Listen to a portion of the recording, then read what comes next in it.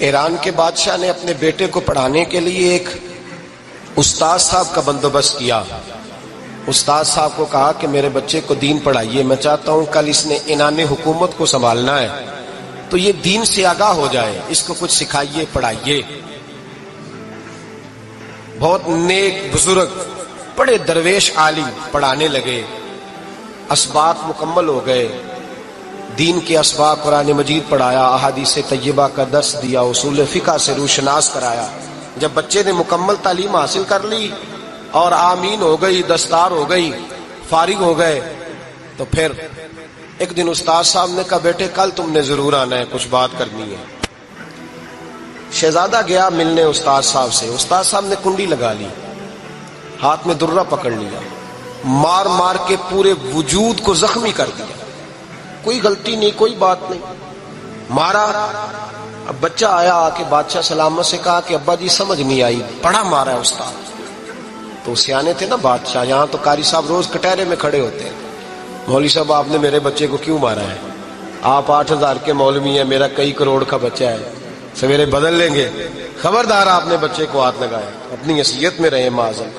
جو قومیں استادوں کو کٹہروں میں کھڑا کرتی ہیں وہ ترقی نہیں کر پاتی. جو استادوں کو کٹہروں میں روز کھڑا کرتے ہیں. کہا ابا جی بڑا مارا ہے، تو والد بڑے سمجھدار تھے، کہنے لگے بیٹا استاد باپ ہوتا ہے، وہ زیادتی نہیں کرتا، کوئی بات ہوگی میں تیرے استاد کو کٹہرے میں نہیں بلاؤں گا. اماں سے بات کی، اماں کہنے لگی بیٹا میں تیرے باپ سے کیسے بات کروں، ڈرا. وقت گزر گیا، 22 سال بیت گئے، 22 سال گزر گئے. بادشاہ کا انتقال ہوا، شہزادہ تخت پہ بیٹھا. پہلا حکم یہ دیا کہ میرے استاد کو بلاؤ. پہلا حکم. استاد جی بوڑھے ہو گئے تھے، چھڑی کے اوپر ٹیک لگا کے آئے اور بھویں سفید ہو کے جھک گئی تھیں. یوں آنکھ کھول کے بڑی مشکل سے دیکھا، کہنے لگے شہزادے حکم ہو. کم میں شہزادہ نہیں، اب میں بادشاہ بن گیا ہوں. استاد جی 22 سال بیت گئے، آپ نے مارا تھا، پر وہ درد چونکہ زیادتی کی تھی، میرا قصور کوئی نہیں تھا، تو نہ میری روح سے درد گیا ہے نہ میرے جسم سے گیا ہے. میں بے اختیار تھا، پوچھ نہیں سکتا تھا، آج با اختیار ہوا ہوں. سب سے پہلے پہلا حکم آپ کو دیا، بلایا ہے، بتائے کیوں مارا تھا، کیوں مجھے مارا تھا، میری زیادتی بتائے. تو استاد بوڑھے استاد کی آنکھیں آنسوؤں سے بھر گئیں. کہنے لگے بیٹے بس آج کے دن کے لیے مارا تھا، یہ جو دن آ گیا نا میری زندگی میں اس لیے مارا تھا، یہ میں چاہتا تھا میری زندگی میں وقت ہے، آج کے بس میری مراد پوری ہو گئی. کہ صاحب کس لیے، مجھے بھی سمجھائے. آپ فرمانے لگے کتنی دیر ہو گئی تجھے مار کھائے ہوئے، کتنا زمانہ بیت گیا. کہنے لگا 22 سال. فرمایا زخم بھولے تو نہیں، درد ختم تو نہیں ہوئی، تمہیں بات 1 منٹ کے لیے بھی تمہارے حافظے سے محو تو نہیں ہوئی. کہ استاد جی روز رات کو یاد آتی، روز خیال آتا تھا. استاد کہنے لگے بھائی تو بے اختیار تھا، پوچھ نہیں سکا، 22 سال تجھے یاد رہا، مجھے پتا تھا تو ایک دن حکمران بنے گا. میں نے تجھے اس لیے مارا تھا کہ بیٹے یاد رکھنا، کسی پہ ظلم نہ کرنا. اگر تجھے 22 سال تک یاد رہا ہے تو جس پر تو ظلم کرے گا اسے بھی قیامت تک یاد رہے گا. اور یہ یاد رکھنا تو آج با اختیار ہوا تو تو نے مجھے بلا لیا ہے، قیامت کے دن غریب با اختیار ہو جائیں گے، مظلوم با اختیار ہو جائیں گے. وہ با اختیار ہوں گے للہ الواحد القہار، رب کریم کی بارگاہ کے اندر ان کا اختیار ہوگا، اکیلے اللہ کی حکمرانی ہوگی. پھر وہ بلائیں گے بڑے بڑے کج کلا، دنیا میں جن کی پگڑیاں اونچی تھیں وہ سر جھکائے کھڑے ہوں گے. دنیا میں جو ڈکٹیٹر بنتے تھے ان کی پشتیں لال ہوں گی، ان کو غدار لکھا جائے گا، قیامت تک نہیں بھولے گا. ظلم کرنا تو سوچ سمجھ کے کرنا، اتنا کرنا جتنا تم سہ سکتے ہو، اتنی زیادتی کرنا جتنی قیامت میں تم برداشت کر سکتے ہو. میرے نبی کریم صلی اللہ علیہ وسلم نے فرمایا ظلم سے بچو، یہ قیامت کے اندھیروں میں سے ایک اندھیرا ہوگا. زندگی میں زیادتی نہ کریں.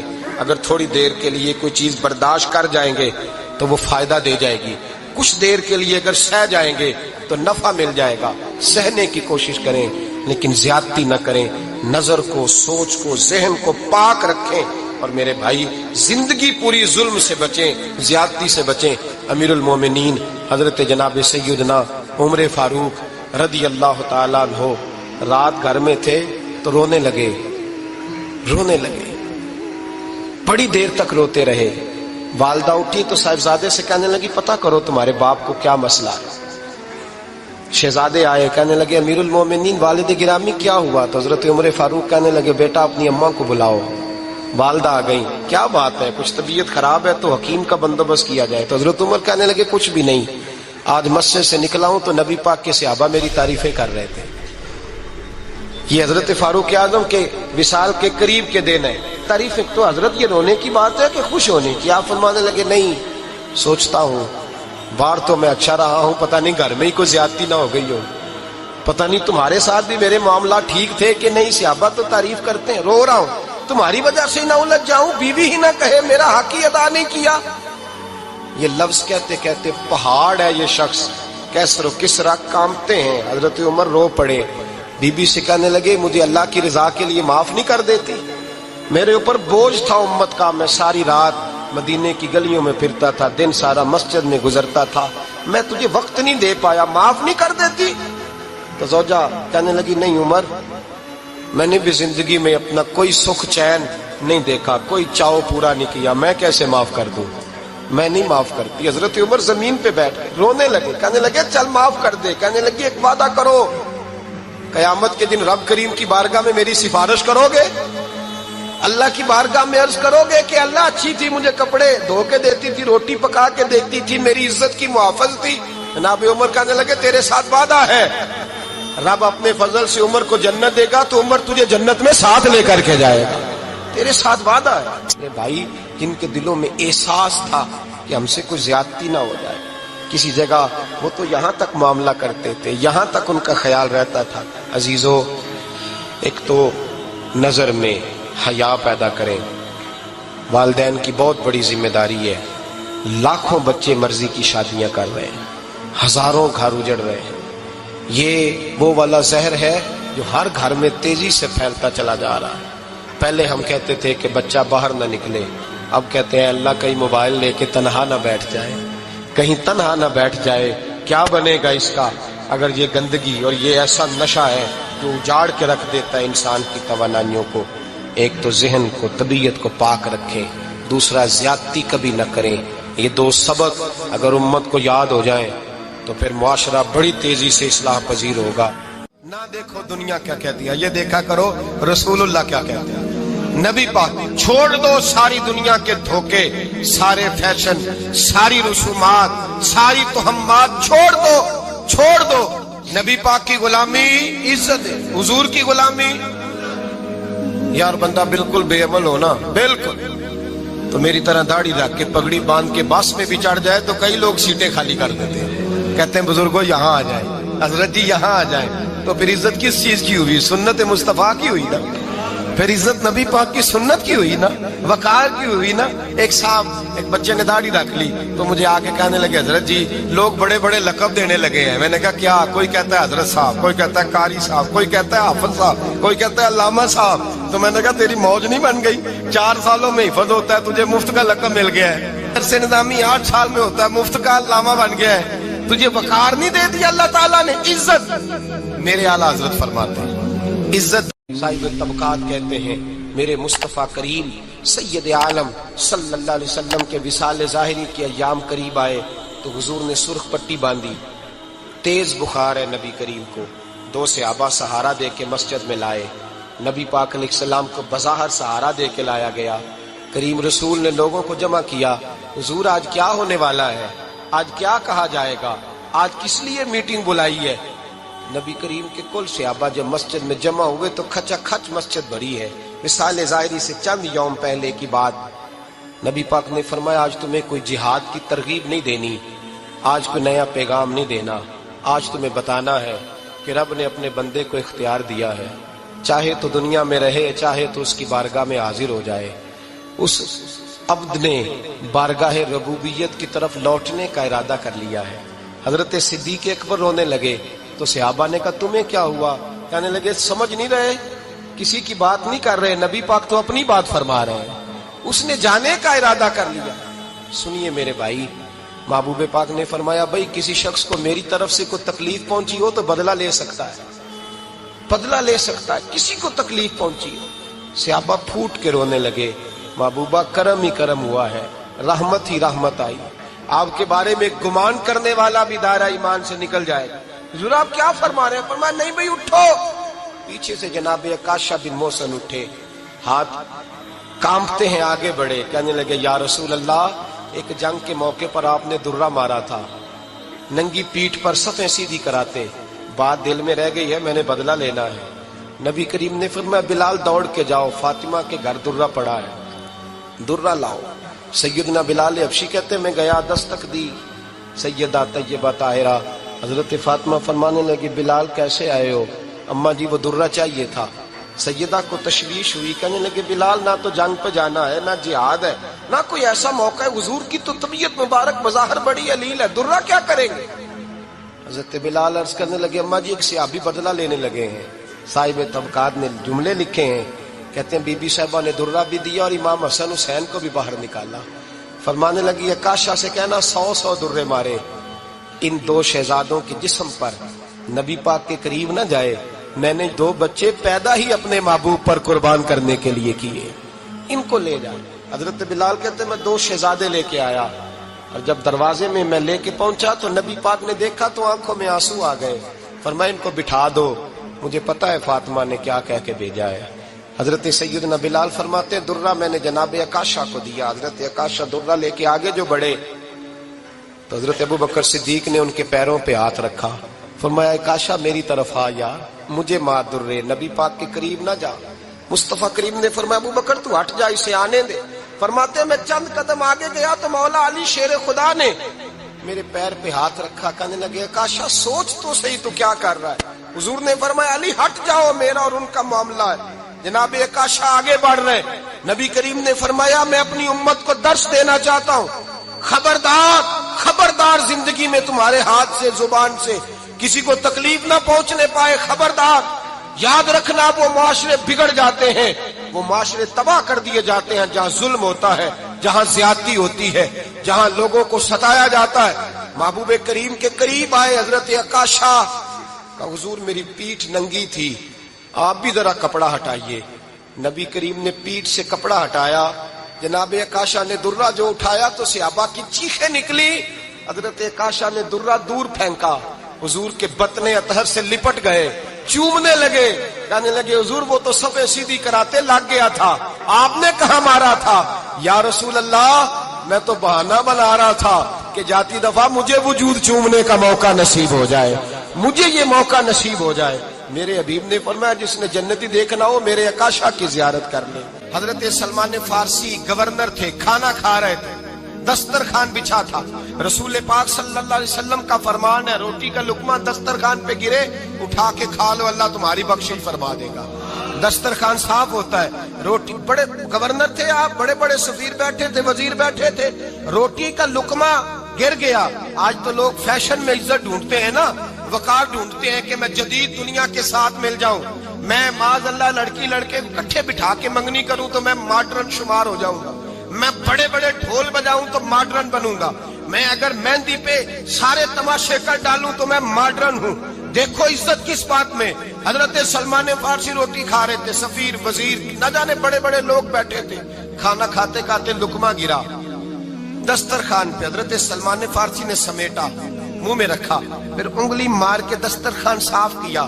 एक सहाबी कान में कहने लगे सलमान क्या कर रहे हो, क्या कर, आप गवर्नर है, सोचिए तो सही, ये लोग क्या कहेंगे दुनियादार के मुसलमानों को रोटी नहीं मिलती, उठा उठा के खा रहे। कान में बात की, कान में। हजरत सलमान फारसी कान में जवाब दे सकते थे, कह सकते थे नहीं ऐसे ही करना है, उन्होंने कान में बात की, लेकिन जनाब सलमान फारसी आला ऐलान बोले, कहने लगे इन 4 5 6 दुनियादारों के लिए मैं अपने नबी का तरीका छोड़ दूं, अपने रसूल की सुन्नत छोड़ दूं? ये 4 5 दुनियादार दुनिया की तरफ देख के मैं मुस्तफा से मुंह मोड़ लूं? फिर जोशे जज्बात में सर से पगड़ी उतार दी, रोने लगे। आप फरमाने लगे मैं मदीने के बाजारों में खजूरें उतारता था, नौकरियां करता था, ये जो मेरे सर पर इज्जत के बाल है ये मोहम्मद अरबी के उगाए हुए हैं, रसूलुल्लाह के उगाए हुए हैं। और भाइयों हद हो गई। हजरत बिलाल हजरत बिलाल रदी अल्लाह ताला, हजरत बिलाल आए जनाब उमर से मिलने, कैसर और किसरा भी आए तो उमर खातर में न लाए, पर बिलाल हबशी दरवाजे पे दाखिल हुए तो फारूक आजम ने कुर्सी छोड़ दी, हाथ बांध के कोने में खड़े हो गए। काला रंग है, नाम भी लिखना नहीं जानते, जमाने में तारुफ कोई नहीं। हजरत उमर ने हाथ बांधा है। लोग कहने लगे उमर तू कैसे हो, किसरा से नहीं डरता, ये कौन आ रहा है जिसके लिए तेरा इतना इस्तकबाल है। हजरत उमर कहने लगे चुप कर जाओ, इसकी बात न करना, इसे आने दो, इसे आने दो, इसकी बात न छेड़ना। हजरत सैयदना बिलाल आए, कहने लगे अमीरुल मोमिनीन क्या कर रहे हो। फरमाया नहीं चुप कर यार, बाजू पकड़ा, अपनी कुर्सी पे बिठाया। हजरत बिलाल कहने लगे हुजूर मैं गुलाम हूँ, मुझे तो तरीके भी नहीं आते इन कुर्सियों पे बैठने के, मैं तो गरीब माँ का बेटा, गुलाम बाप की औलाद, सलीकन, ये आप क्या कर रहे हैं। तो हजरत उमर कहने लगे बिलाल था तो तू गुलाम ही, पर जब से मुस्तफा का गुलाम बना है तू हमारा इमाम बन गया है, अब तू इमाम है रसूलुल्लाह की उम्मत का। फरमाया वो मुझे दिन याद है जब मक्का फतह हुआ था, बुत टूट गए थे, बड़े बड़े सरदार थे, और मेरे नबी ने फरमाया बिलाल से कहो काबे की छत पे चढ़ के अजान दे। तो लोगों ने कहा हुजूर ये सारे जल गए हैं, किसी और की ड्यूटी लगा दे। हुजूर ने फरमाया चुप करो, बदर में मार खा के अजान पड़े तो बिलाल, ओहद में पत्थर बरसे अजान पड़े तो बिलाल, तपते सहराओं में पड़े तो बिलाल, हर जगह मार खाए तो बिलाल। और आज अगर अल्लाह ने इज्जत दी है तो मैं लोगों को देख के बिलाल को इज्जत ना दूं।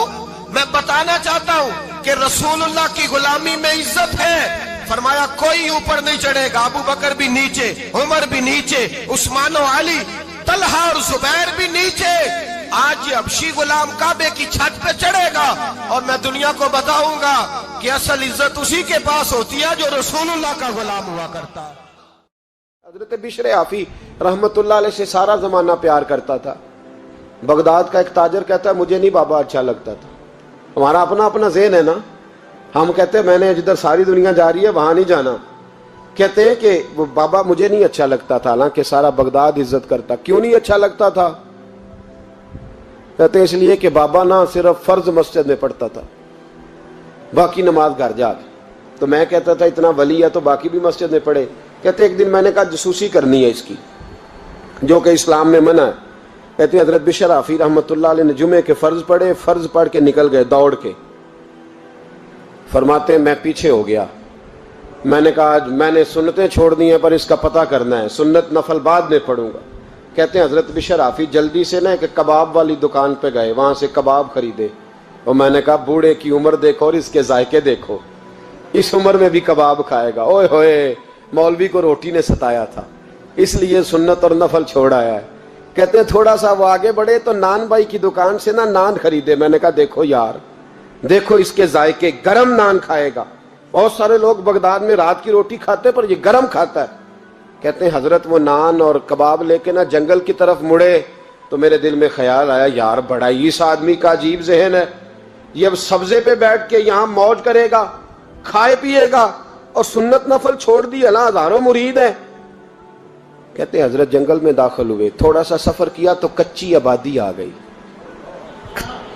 कच्ची आबादी, एक कच्चे मकान की टूटा हुआ दरवाजा, बाहर से कुंडी लगी।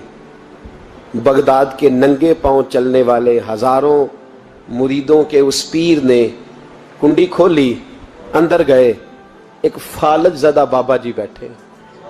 कहते हैं हजरत बिशर आफी ने अपनी पगड़ी खोली और उस आदमी के मुंह से पानी निकल रहा था, राल टपक रही थी। कहते पहले अपनी पगड़ी से मुंह साफ किया, फिर प्याले से पानी डाल के मुंह धोया, फिर हजरत उसके टांगों पे कपड़ा डाल के रोटी का लुकमा तोड़ के उसके मुंह में डाल के कहने लगे बाबा नाराज ना होना, जुमे वाले दिन मुझे देर हो जाती है, अभी तो मैंने सुन्नत और नफल भी पढ़ने हैं, नाराज ना होना, मुझे देर हो जाती है। कहते हैं वो बाबा रो पड़ा और कहने लगा बिशर यार 14 साल हो गए तू रोज आता है। 14 साल, ये 1 सदी का किस्सा है, 2-4 बरस की बात नहीं। 14 साल से तू रोज आता है, मैं पता नहीं कब तक लाश बने पड़ा रहूंगा, तू कब तक आएगा। हजरत बिशर आफी ने बाबे के आंसू पूछ के कहा बाबा फिक्र न कर, आज के बाद ये जुमला ना कहना कि तू मेरे लिए बोझ है। फरमाया लोग समझते हैं कि मैंने इबादत करके मकाम पाया है, لوگ سمجھتے ہیں میں نوافل زیادہ پڑھتا ہوں، دنیا جانتی ہے کہ میری رات کی تسبیح زیادہ مضبوط ہے، پر میں ان میں سے کوئی بات بھی نہیں، میں تو تیری نوکری کرتا ہوں تو اللہ نے میری عزتوں میں اضافہ فرما دیا ہے۔ سوچ ہی صاف نہیں، نظریہ ہی ٹھیک نہیں، فکر ہی ٹھیک نہیں۔ اسلام نظریے کا مذہب ہے۔